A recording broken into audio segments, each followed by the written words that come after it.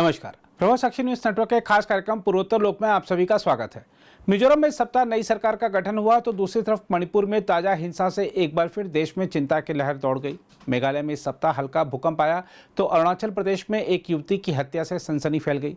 त्रिपुरा में बीजेपी ने लोकसभा चुनाव की दृष्टि से अपने संगठन में नई जान फूंकी तो वहीं असम के मुख्यमंत्री ने सनातन धर्म पर हमला करने वालों पर जोरदार निशाना साधा। इसके अलावा भी पूर्वोत्तर भारत से कई प्रमुख समाचार रहे।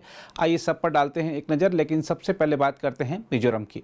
मिजोरम से आए समाचारों की बात करें तो आपको बता दें कि जोराम पीपुल्स मूवमेंट यानी जेडपीएम के नेता लाल दुहोमा ने शुक्रवार को मिजोरम के मुख्यमंत्री के रूप में शपथ ली। राज्यपाल हरिबाबू कंभमपति ने लाल दुहोमा को पद और गोपनीयता की शपथ दिलाई। जेडपीएम के 11 अन्य नेता मंत्री पद की शपथ लेंगे। शपथ ग्रहण समारोह राजभवन में आयोजित किया गया, जहां मिजो नेशनल फ्रंट के नेता और निवर्तमान मुख्यमंत्री जोरमथांगा भी मौजूद थे। इस कार्यक्रम में एमएनएफ के विधायक दल के नेता लाल चंदमा रालते समेत सभी विधायक शामिल हुए। पूर्व मुख्यमंत्री दलथन हावला भी इस अवसर पर मौजूद रहे। मंगलवार को जेडपीएम विधायक दल ने लाल दुहोमा को अपना नेता और के सप्टांगा को उपनेता चुना था। हम आपको बता दें कि मिजोरम में 40 सदस्यीय विधानसभा है और राज्य में मुख्यमंत्री समेत 12 मंत्री हो सकते हैं। जेडपीएम ने 7 नवंबर को हुए राज्य विधानसभा चुनाव में 40 में से 27 सीटों पर जीत हासिल की है। इसके अलावा मिजोरम विधानसभा चुनाव में हार का सामना करने वाली एमएनएफ ने अपने अध्यक्ष जोरमथांगा का इस्तीफा अस्वीकार कर दिया है और इस बात पर सहमति जताई कि वह पद पर बने रहेंगे। एमएनएफ के वरिष्ठ उपाध्यक्ष ताव लुइया ने कहा है कि एमएनएफ की राष्ट्रीय कोर समिति और राजनीतिक मामलों की समिति ने जोरमथांगा के इस्तीफे को अस्वीकार कर दिया और उनके द्वारा हार की नैतिक जिम्मेदारी लेने की सराहना की। इसके अलावा मिजोरम में पिछले साल देश में हत्या के तीसरे सबसे कम मामले दर्ज किए गए। राष्ट्रीय अपराध रिकॉर्ड ब्यूरो यानी एनसीआरबी के आंकड़ों से यह जानकारी मिली है। इस पूर्वोत्तर राज्य में 2022 में हत्या के 31 मामले दर्ज किए गए। सिक्किम में 9 और नागालैंड में 21 मामले दर्ज किए गए। एनसीआरबी के आंकड़ों के अनुसार मिजोरम में हत्या के 14 ऐसे मामले दर्ज किए गए जिनके पीछे का मकसद नहीं पता चला है और 6 हत्याएं विवाद के कारण की गईं। असम से समाचारों की बात करें तो आपको बता दें कि राज्य के मुख्यमंत्री हिमंत बिस्वा शर्मा ने कहा है कि भारत एक गौ माता देश है और इस बारे में कोई विवाद नहीं है।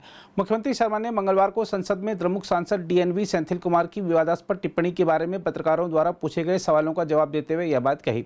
शर्मा ने कहा, कुमार से मेरा एकमात्र अनुरोध यह है कि भविष्य में यह कहें कि यह गौ माता देश है, न कि गौमूत्र देश। उन्होंने कहा, इसमें समस्या क्या है? खुद को गौ माता देश कहना गर्व की बात है।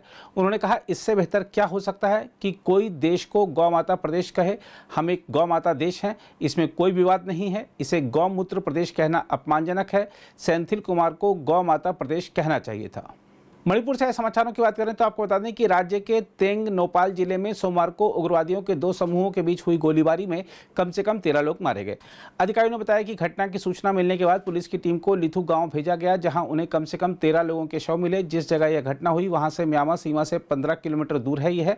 उन्होंने बताया कि मारे गए लोग संभवतः उग्रवादी संगठन पीएलए के सदस्य थे। कुछ प्रत्यक्षदर्शियों के हवाले से अधिकारियों ने बताया कि सोमवार दोपहर को गोलीबारी हुई, जिसके बाद शव मिले हैं।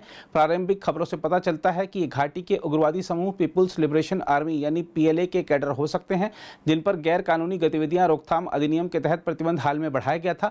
हालांकि अधिकारियों ने कहा कि शवों के पास कोई हथियार या गोला बारूद नहीं मिला है। मेघालय से समाचार की बात करें तो आपको बता दें कि राज्य की राजधानी शिलोंग और आसपास के इलाकों में शुक्रवार सुबह 3.8 तीव्रता का भूकंप आया।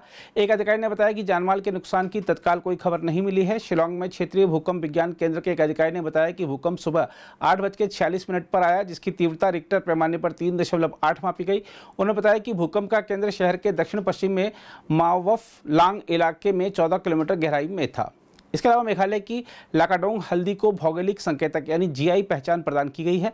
राज्य की कृषि मंत्री अम्पारीन लिंगदो ने यह जानकारी दी। उन्होंने कहा कि लाकाडोंग हल्दी के साथ साथ गारो डाकमांडा, जो कि पारंपरिक पोशाक है, इसके अलावा लारनाई मिट्टी के बर्तन और गारो चुबिनी यानी मादक पेय को भी जीआई पहचान प्रदान की गई है। लिंगदो ने कहा कि जयंतिया हिल्स के लाकाडोंग क्षेत्र में पाई जाने वाली इस हल्दी में उच्च करक्यूमिन तत्व होता है। उन्होंने कहा कि जीआई पहचान किसानों को विपणन में मदद तथा ग्राहकों को प्रामाणिक उत्पाद तक पहुंच प्रदान करेगी।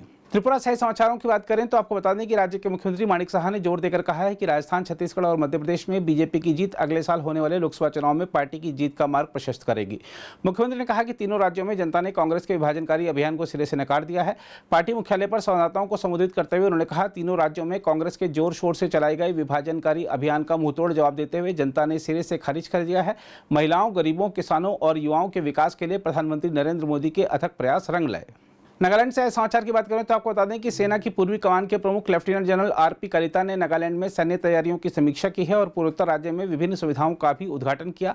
सेना की पूर्वी कमान के general officer commanding in chief ने दीमापुर में स्पीयर कोर मुख्यालय में सैन्य तैयारियों की समीक्षा की। उन्होंने रंग पहाड़ मिलिट्री स्टेशन के सैन्य अस्पताल में एक कंप्यूटेड टोमोग्राफी यानी CT स्कैन सुविधा की भी शुरुआत की, जिसका लाभ सैनिकों, उनके परिवारों के साथ साथ आम नागरिकों को भी मिलेगा। अरुणाचल प्रदेश से समाचार की बात करें तो आपको बता दें कि प्रदेश के वेस्ट सियांग जिले में 24 वर्षीय एक युवती अपने लिव इन पार्टनर के घर में मृत पाई गई।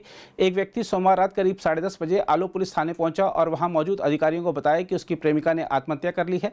इसके बाद पुलिस का एक दल ओल्ड मार्केट इलाके में उसके घर गया और युवती का शव फर्श पर पड़ा हुआ पाया। आलो पुलिस थाने के प्रभारी दूतो बागरा ने बताया कि युवती को सरकारी अस्पताल ले जाया गया, जहाँ चिकित्सकों ने उसे मृत घोषित कर दिया। उन्होंने बताया कि व्यक्ति को पूछताछ के लिए हिरासत में लिया गया है।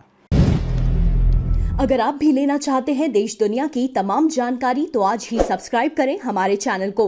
साथ ही नीचे दिए बेल आइकन को जरूर दबाएं ताकि हर अपडेट आप तक पहुंच सके।